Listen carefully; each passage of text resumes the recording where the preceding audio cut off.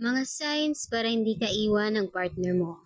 Number 1, kailangan alagaan mo siya ng mabuti at hindi mo siya pababayaan. Number 2, may tiwala ka sa kanya. Number 3, kailangan may respeto ka sa kanya para may respeto din siya sa'yo. Number 4, dapat parati mo lang siyang pinapasaya. Kahit bad mood siya, sinasabayan mo lang yung mood niya para hindi kayo mag-away. Number 5, dapat may effort ka sa kanya para hindi mawala yung excitement sa relasyon nyo at happiness.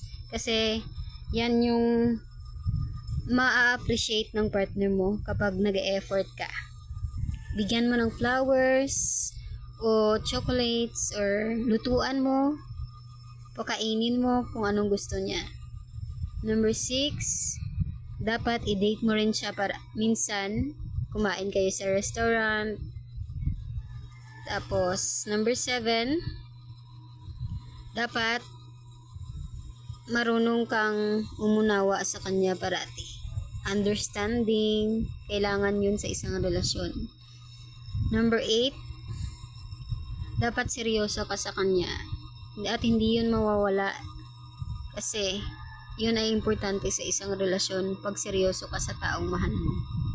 Number 9, dapat hindi talaga mawala yung connections or communication.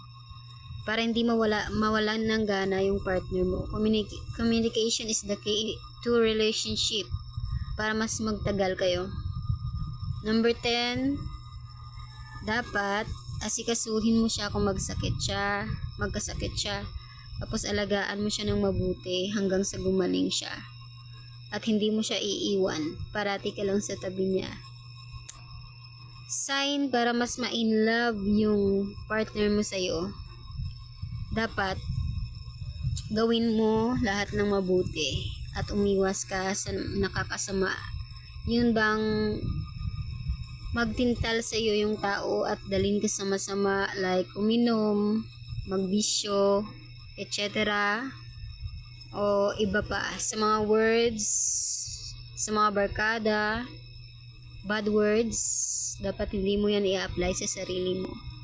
Para mas lalong ma-inlove yung partner mo sa'yo, dapat may respeto ka, may tiwala ka, magaling ka umunawa, may effort ka, hindi mo siya pinapabayaan, parati mo siyang inaalagaan, pinagluluto mo,